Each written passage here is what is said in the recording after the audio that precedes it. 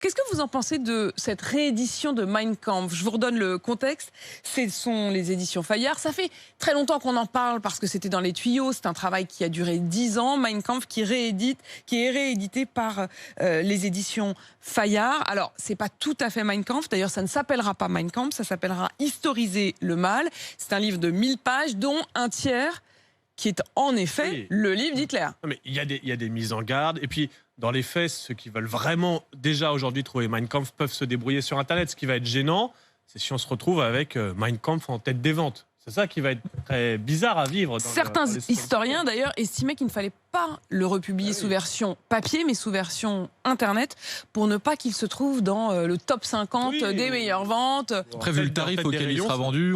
Il sera cher. Il sera 100 € avec 1000 pages. On va en débattre tous ensemble. Moi, j'avoue que je suis quand même étonnée qu'à une période où on revoit énormément l'histoire, où on s'interroge savoir si on doit célébrer ou pas Napoléon, où on est là à se déchirer dans le pays pour savoir si Napoléon doit être célébré, où on se demande s'il ne faut pas déboulonner les statues. Et bien, dans le même temps, on réédite Mein Kampf. Donc on a quand même une lecture de l'histoire qui est à géométrie variable. On a le droit de le faire. On va pas... comment dire, c'est impossible, enfin ce serait terrible de nier Mein Kampf, de le gommer, de l'effacer. Ça existe, après tout est une question de forme, je pense. Je suis parfaitement d'accord, mais dans ces cas-là, ne déboulonnons pas les statues, quoi. Exactement. Voilà, exactement. Considérons que l'histoire, elle est comme elle est, et qu'on doit la prendre comme elle est, et avec, évidemment, le recul critique. On en débat tous ensemble ce matin.